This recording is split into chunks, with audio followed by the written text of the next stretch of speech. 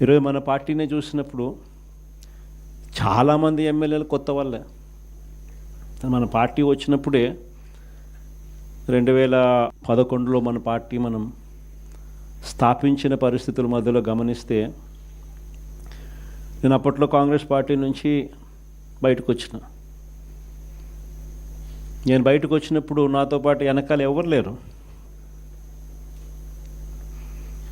నేను మా అమ్మ ఇద్దరం మాత్రమే బయటకు వచ్చినాం. అక్కడి నుంచి మొదలైంది ప్రస్థానం. నాతో పాటు కొంతమంది నాయకులు, నా మీద వ్యక్తిగతంగా అభిమానం ఉన్న నాయకులు కొంతమంది, మా కడప జిల్లాల నుంచి మరి ముఖ్యంగా కొంతమంది నాయకులు నాతో పాటు రావాలని అడుగులు ముందుకేశారు. నేనన్నా, నా పరిస్థితి ఏమిటో నాకే అర్థం కావడం లేదు.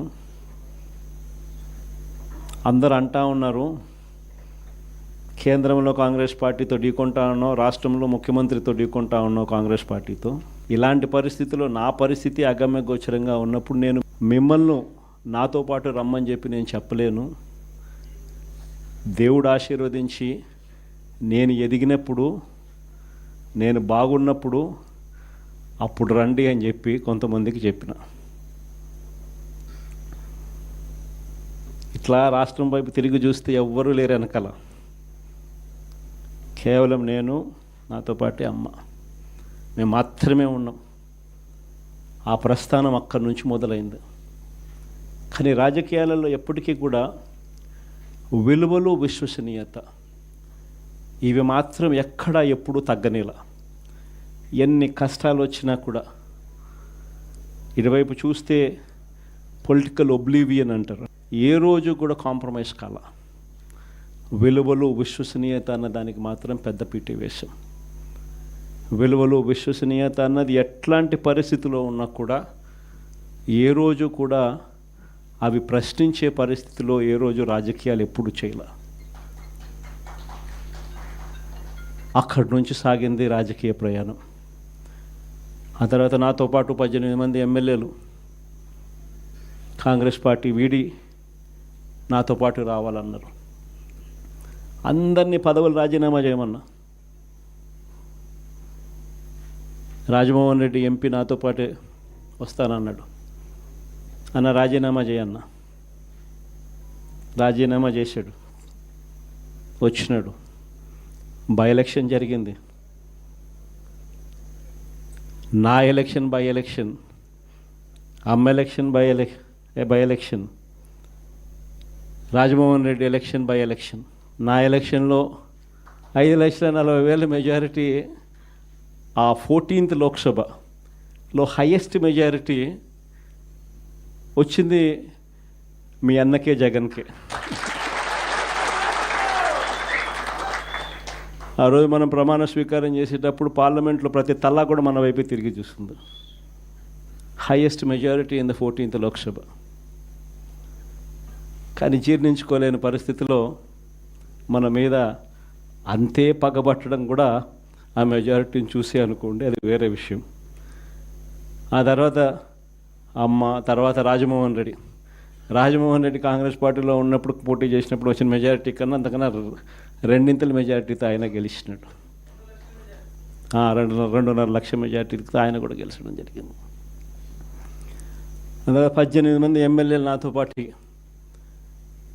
అడుగులు ముందుకు వేశారు. 18 మంది ఎమ్మెల్యేలు అప్పట్లో నాతో పాటు అడుగులు ముందుకు వేశారు. ప్రతి ఒక్కరికి చెప్పా, రాజీనామా చేస్తేనే బయటికి రండి అని చెప్పి. మొత్తం 18 మంది రాజీనామాలు చేసినారు.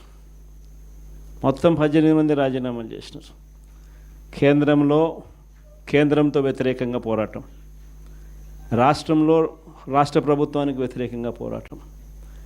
18 మంది రాజీనామా చేసి విలువలు, విశ్వసనీయతతో కూడిన రాజకీయాలు చేయడానికి అడుగులు ముందుకేశారు. ఎక్కడ కూడా విలువలు, విశ్వసనీయత అన్నది ఎక్కడ కూడా తగ్గల. అప్పట్లో పవర్ ఛార్జెస్, కరెంటు ఛార్జీలు విపరీతంగా చంద్రబాబు నాయుడు గారు పెంచిన నేపథ్యంలో చంద్రబాబు నాయుడు ప్రభుత్వం మీద అవిశ్వాస తీర్మానం ప్రవేశపెట్టాం. అవిశ్వాస తీర్మానం ప్రవేశపెడితే ఆశ్చర్యం ఏమిటో తెలుసా? తెలుగుదేశం పార్టీ అప్పట్లో కిరణ్ కుమార్ రెడ్డి ప్రభుత్వానికి సపోర్ట్ చేసింది. 294 స్థానాలకు 148 ఎమ్మెల్యేల స్థానాలు హాఫ్వే మార్క్ అయితే అప్పట్లో చంద్రబాబు నాయుడు సపోర్ట్ చేయడం వల్ల కాంగ్రెస్ పార్టీ బయటపడింది. చంద్రబాబు నాయుడు అండ్ కాంగ్రెస్ ఇద్దరూ కలిసి ఒకటై కుమ్మక్కై రాజకీయాలు చేశారు అప్పట్లో. అలాంటి పరిస్థితుల్లో కూడా ఎక్కడ కూడా ప్రజలు హర్షించే విధంగా విలువలతోనూ విశ్వసనీయతతోనూ కూడిన రాజకీయాలు చేశాం. క్యాన్వస్ చూస్తే ఆంధ్ర రాష్ట్రం విడిపోయిన తర్వాత 175 నియోజకవర్గాలకు సంబంధించి కూడా పరిస్థితి క్యాండిడేట్లు అందరూ కొత్త వాళ్ళే. ఆ నుంచి కూడా అక్కడి నుంచి ఒక 18 మంది మన క్యాండిడేట్ తప్ప నుంచి మిగతా వాళ్ళంతా ఫ్రెష్ ఫేసెస్. ఆ నుంచి మన క్యాండిడేట్లు విజయం సాధించడం మొదలుపెట్టాడు. 67 స్థానాలు 2014లో గెలిచినాం. మళ్ళా 23 మందిని దాంట్లో పోచింగ్, మళ్ళా మనల్ని పార్టీని వీకెన్ చేయడం కోసం అని చెప్పి 9 మంది ఎంపీలు గెలిస్తే 3 ఎంపీలను పోచింగ్, 67 మంది ఎమ్మెల్యేలో 23 మంది ఎమ్మెల్యేలు పోచింగ్. కానీ మళ్ళీ దేవుడు 2019 వచ్చేసరికి అదే మొట్టికాయలు వేసాడు. మన దగ్గర నుంచి ఎంతమంది పోచింగ్ చేశారో కరెక్ట్గా అంతే నెంబరే, వాళ్ళ నెంబర్స్ కూడా కరెక్ట్గా అంతే 23కే పడ్డాయి. ఎంపీలు ఎంతమందిని పోచింగ్ చేశారో మళ్ళీ కరెక్ట్గా అంతే నెంబర్స్తోనే వాళ్ళ నెంబర్లు కూడా కట్టడి అయ్యాయి.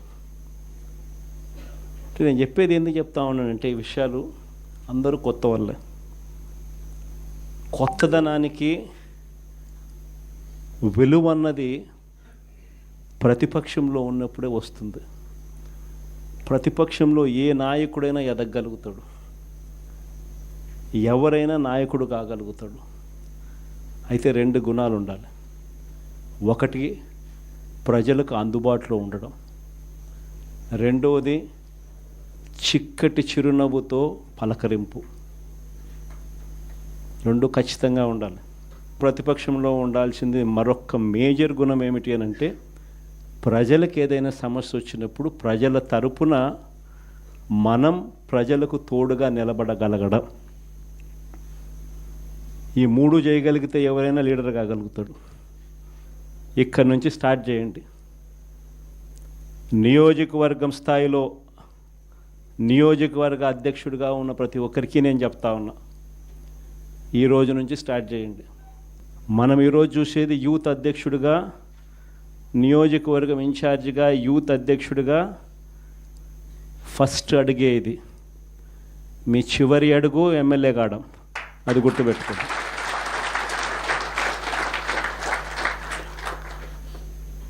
ఎదగడం మీ చేతుల్లో ఉంది, మిమ్మల్ని పెంచడం నా చేతుల్లో ఉంది.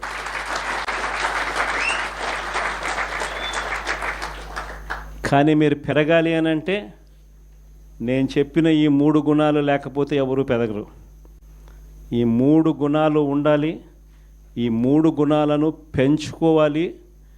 పెంచుకున్న దాంతో అసెస్ చేసుకోవాలి.